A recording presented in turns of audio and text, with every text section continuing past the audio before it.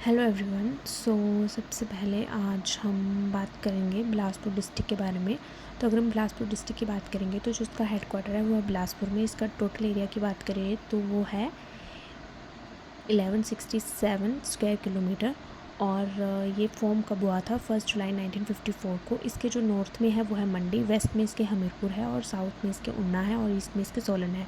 अगर हम बात करें बिलासपुर की तो डेफिनेटली ये सतलुज जो रिवर है इसकी दोनों साइड में सतलुज रिवर बहती है। और सतलुज जो रिवर है वो बिलासपुर को दो भागों में बांटती है, ठीक है। और वेस्ट में इसके धार कथ्यार नाम की एक रेंज है, ईस्ट में इसकी नैना देवी पड़ती है।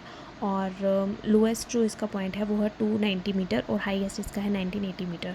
यहाँ पे मतलब मेन 7 हिल्स हैं, जिसका नाम है नैना देवी, कोट, झंझार, त्यून, बांदला और बहादुरपुर, रतनपुर। और इन सबको जो कलेक्टिवली कहा जाता है वो कहा जाता है सतधार कहलूर, मीन्स की कहलूर ऑफ 7 हिल्स। सबसे पहले हम बात करेंगे नैना देवी की। तो जो नैना देवी है वो 30 किलोमीटर जिसकी लेंथ है, और जो नैना देवी टेम्पल है वो इसी रेंज में आता है। और कोट कहलूर और फतेहपुर जो फोर्ट है वो इसी रेंज में लोकेटेड है। कोट हिल्स की बात करेंगे तो जो कोट हिल्स है वो 30 किलोमीटर इसकी लेंथ है। बछरेटू मतलब जो भी इसके फोर्ट वगैरह है वो इसी में आते हैं। हाईएस्ट जो पीक है, खकरेर जो पीक है वो इसी हिल्स में आती है। झंझार की बात करेंगे, जो सीर खड्ड है वो उसको 2 हाफ्स में डिवाइड करती है। सदर्न पार्ट को बडोल कहा जाता है और नॉर्दर्न पार्ट को झंझार कहा जाता है। त्यून हिल की बात करेंगे तो हाईएस्ट पीक यहाँ पे सरयों पीक है। और बांदला हिल की बात करेंगे तो 17 किलोमीटर इसकी लेंथ है। उसके बाद नेक्स्ट फर्दर बात करें बहादुरपुर हिल की। बहादुरपुर हिल की तो वो जो अली खड्ड है इसको डिवाइड करती है 2 पार्ट्स में, नॉर्थ एंड साउथ पार्ट।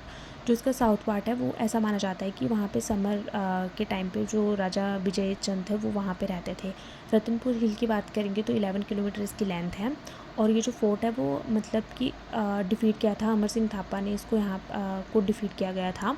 और सतलुज वैली की बात करेंगे तो ये स्टार्ट होती है कसोल से up to village Naila which is in Bilaspur district. Chonta valley जो है वो भी आपकी बिलासपुर डिस्ट्रिक्ट में आती है, और it is a flat and the most fertile valley of Bilaspur district. Danbil valley भी आपकी बिलासपुर डिस्ट्रिक्ट में ही आती है, between the Bahadurpur and Bandla hills. और उसके बाद बात करेंगे हम रिवर सिस्टम की। तो जो यहाँ पे जो मेन रिवर सिस्टम है वो आपका सतलुज ही है। और जो सतलुज है वो मेनली कहाँ कहाँ मतलब फ़्लो करती है? वो करती है किन्नौर में, शिमला में, मंडी में, कुल्लू में और बिलासपुर में।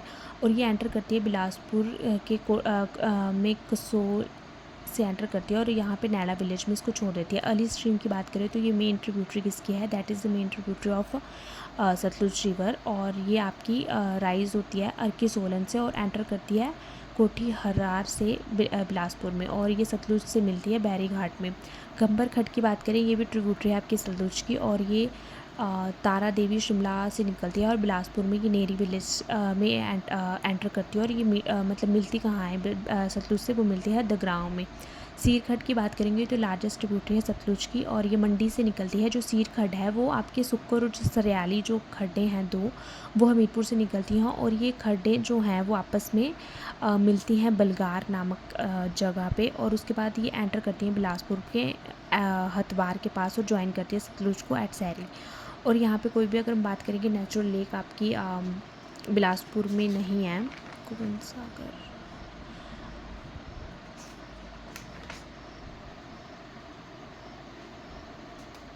गोविंद सागर लेक यहाँ पे प्रेजेंट है। उसके बाद बात करेंगे हम 2 स्प्रिंग्स यहाँ पे प्रेजेंट है, लुहंद एंड ददराना। हिस्ट्री की बात करेंगे तो जो हिस्ट्री है वो कहलूर मतलब ऐसा माना जाता है कि जो कहलूर जो आपकी प्रिंसली स्टेट थी वो आपकी बीरचंद ने उसको डिस्कवर किया था।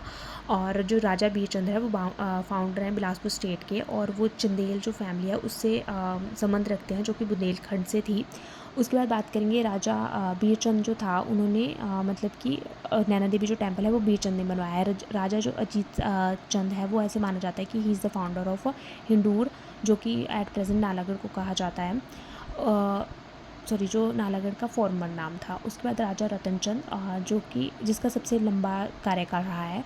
राजा ज्ञानचंद जो था उसको इससे कंटेम्प्रेर ऑफ अकबर कहा जाता है। और जो राजा दीपचंद है उन्होंने मतलब कि अपना जो शिफ्ट कर की थी फैमिली सुनैनी से ब्यास गुफ़ा, जो कि नया नाम था ब्यासपुर, जिसका नया नाम था, और जिसको अभी रिसेंटली मतलब एट प्रेजेंट उसको बिलासपुर के नाम से जाना जाता है। और उन्होंने बोला था कि मतलब उन्होंने फ़िक्स किया था कि जयदेवा जो है वो आप मतलब विश करेंगे एक राजा को, जय बोलेंगे आप मियाँ को, और राम राम बोलेंगे आप राणा के लिए।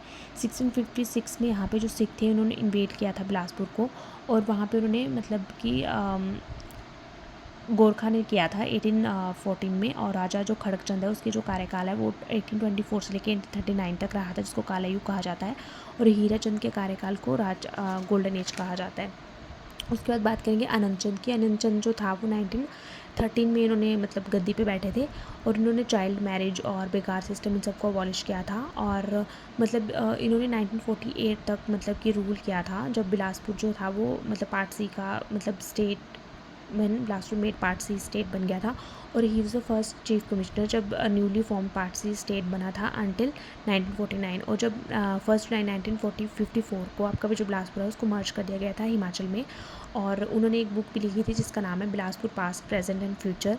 और उनकी जो डेथ है वो 1983 में लंदन में हो चुकी थी। और फ़िश हैचरी की बात करेंगे वो दियोली में है, जो कि अलीगढ़ के मतलब किनारे है। 1961 से 1962 तक बना था ये। बरमाना सीमेंट्स फैक्ट्री है जो कि सभी को पता है, और एसीसी की है जो कि 1984 में बना था। कंदरौर ब्रिज जो है वो आपका सतलुज रिवर में के ऊपर बना है, and it is also present in Bilaspur. और जो स्लैपर ब्रिज है वो भी आपका बिलासपुर में ही है। फेयर्स की बात करें यहाँ पे नैना देवी फेयर लगता है। नलवाड़ी जो आपको पता है 1889 में गोल्डस्टीन ने उसको स्टार्ट किया था, और स्टेट फेयर का इसको दर्जा मिला है। आई थिंक मार्च अप्रैल तक लगता है, ये हर साल होता है। और टेम्पल की बात करेंगे तो नैना देवी यहाँ पे होता है, जो कि नैना देवी टेम्पल है, लगदाता मार्कंडे टेम्पल है, मुरली मनोहर टेम्पल है, यहाँ पे गोपाल टेम्पल है। Thank you so much. अगर मुझसे कुछ गलती हुई तो मुझे माफ़ करें।